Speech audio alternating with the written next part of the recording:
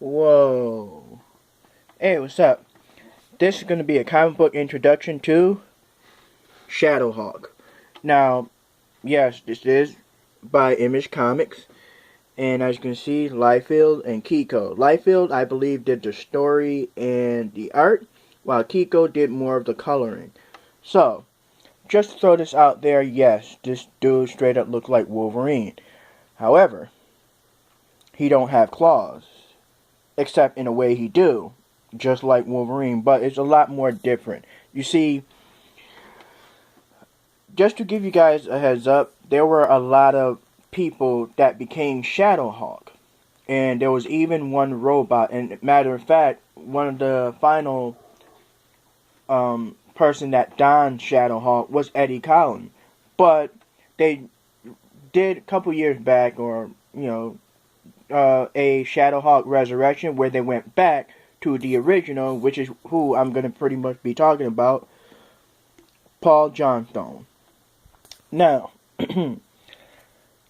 again, I'm not going to pretty much be focusing any of the other former, wearer of the ShadowHawk suit. So, Paul Johnstone is a district attorney. Well, was a district attorney.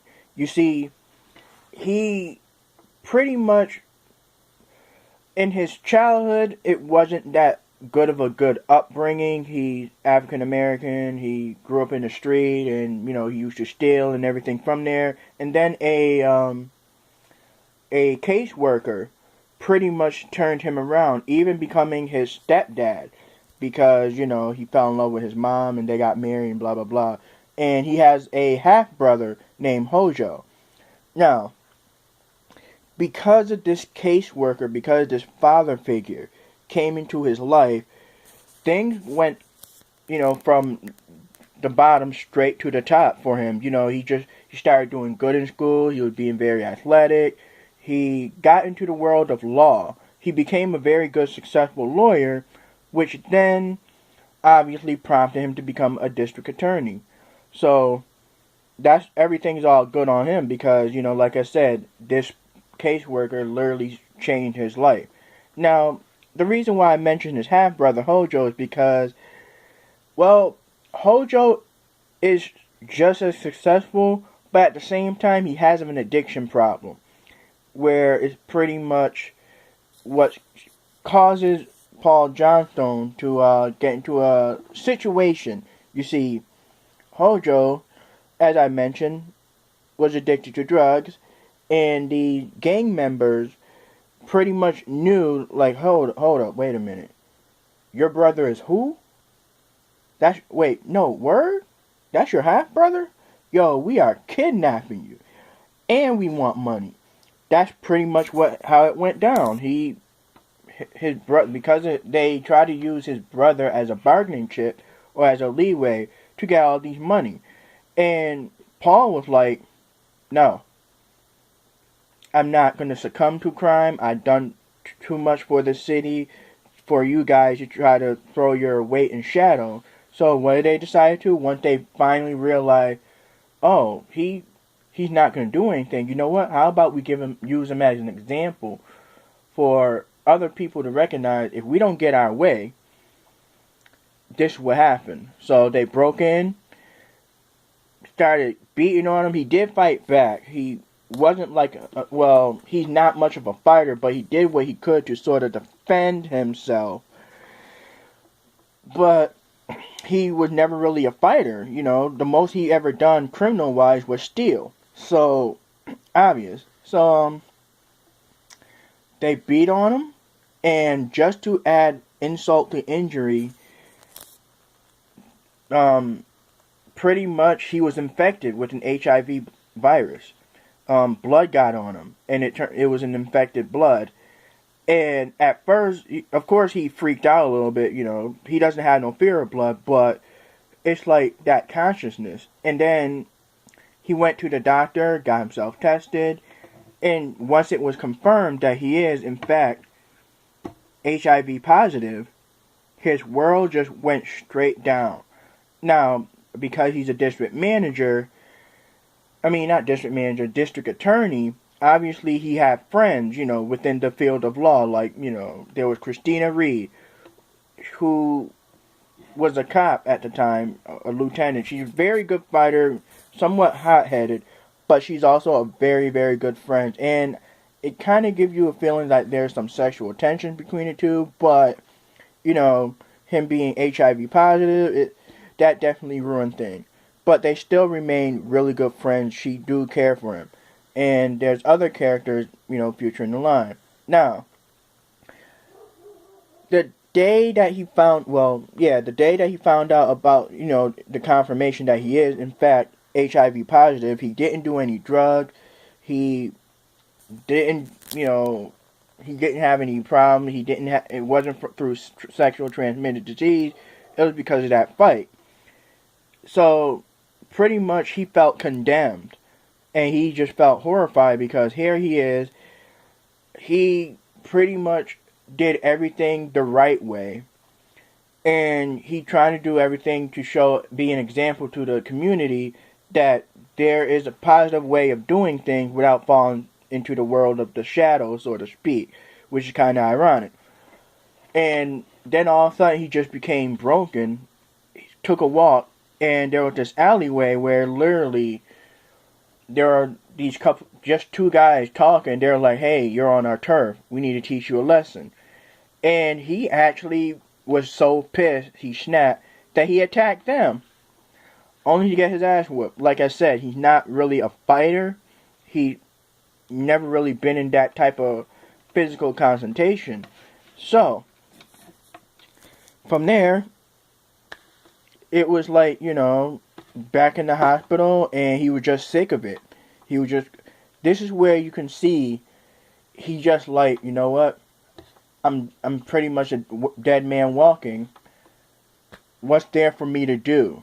You got crime, everybody doing all this and stuff, and he was pretty much venting to Christina, who ironically got kicked off the force because of her temper and the way she handled things, and she's more of a physical combatant, way, way more physical than he was. And she finally informed him, like, well, me and this guy was working on an exoskeleton, because pretty much the mentality she has is too much crime, she pretty much done with it, and it was more like she was going to go the Punisher route. But she is not a fan of killing, and she has a good legitimate reason why.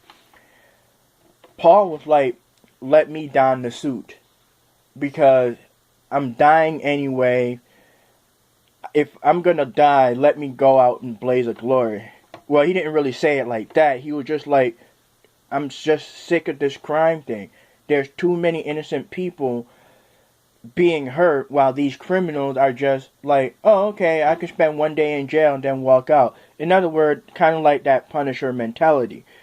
But Christina said, okay, fine, I will teach you how to fight, and you can wear this suit that we've been working on, but you cannot kill.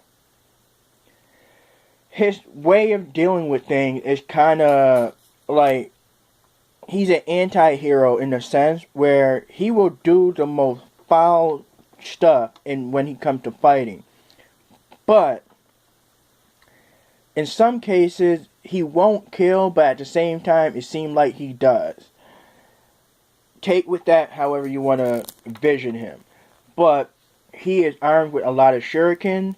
His suit is bulletproof and shockproof. He pretty much, obviously, because he was trained by Christina, has great flexibility, great agility, and he also, in a way, is a martial artist, thanks to Christina. So, and the thing is, he has such a pure hatred. Like, look at the face and those eyes. That's pretty much based on the helmet, but that's in some of the, here, I'll show you an example. I mean, this is the best one. It looks like it's another symbiote, but it's not. It just, that's the piece of cloth that's just, wrapped under this helmet. And, yeah. Now, of course, you follow his adventures of just fighting crime. There were situations where people like want to use his attributes, his skills, because they're like, oh, you pretty much fight like you have no reason to live. And that's the thing. It's like he became Daredevil. He fears nothing because he's already got he's already have AIDS. So what's there for him to do? He pretty much have no reason to be afraid of dying because he, in a way, is dying. So he done a lot of different adventures, a lot of different missions, and unfortunately, as the years to come, the HIV pretty much finally took his life. Now, because of who he is, not that many people knew that Paul Johnstone was the ShadowHawk. So, it was like a good secretive thing. He lost his job because there was a situation that happened at his work that caused him to go to jail and then lose everything. And this was all the addition that prior led his decision to become the ShadowHawk. And he has a lot of enemies, but his main enemy, ironically, is called Hawk Shadow. It's the reverse of ShadowHawk. Hawk Shadow. Now remember, Paul Johnstone is an African American, and he's HIV positive. Not his fault, not his choosing. It's just that the gangsters wanted to implement, like, hey, if anybody don't listen to us, he's going to be used as an example. So, they infected him. Now, Hawk Shadow, though, is pretty much literally like ShadowHawk, except he's a racist supremacist who just who feels that he should have been called ShadowHawk first. Like, that was his namesake. So, yeah.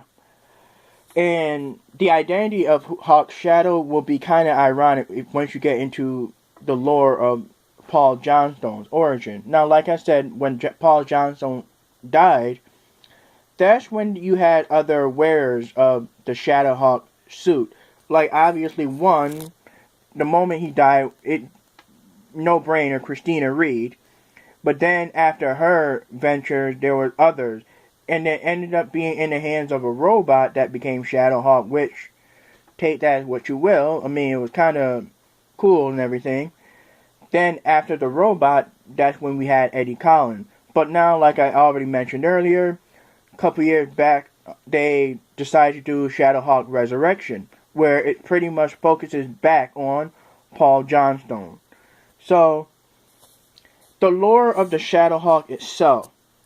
This helmet supposedly has a spirit of justice that pretty much chooses the wearer to become the new ShadowHawk. And that's where, Eddie Collins, he was like supposedly the original or some sort of resurrection of this Egyptian figure, Egyptian figure, who pretty much was supposedly the original ShadowHawk, even though, case in point, if you follow the timeline, it's really Paul Johnstone. But that was the story that they went with, and Eddie Collins, not a bad ShadowHawk, but sometimes you can't go beyond the original. Christina Reed did a good job herself, but I like his, mentality where it's like he literally has nothing to live for. It's like he's the new Wolverine looking version of Punisher. He does not kill, even though it depends on what situation, he will. He's not afraid to kill. He have killed some people. But, other than that, it's his mentality. He's already a dying man. What can you do besides speed up his grave? You know what I mean? It's like, he wants to die. But at the same time, he's not afraid to die. And that's why he fights the way he fights. That's why he is very explosive, very disruptive. He is not afraid to take people out because he is like done with crime.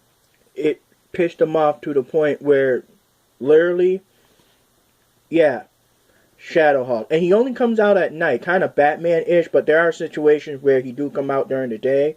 But that's pretty much the gist of it. If you're interested in any of the ShadowHawk comic, check any of them out. I mean, they're not a bad read. Like I said, this is based on Paul Johnstone's ShadowHawk. And, yeah. Just to give you, once again, these are the people that worked on it. Now, this is ShadowHawk 0, so obviously, these are the ones that worked on this rendition. Now you can see, this is the creator of ShadowHawk. And there you go. So, yeah, like I said, recommend you guys checking this out. This is obviously ShadowHawk 0. There's so many different comic renditions, a lot of different volumes. If you're interested, I highly recommend it. Definitely a good read. Alright then, later.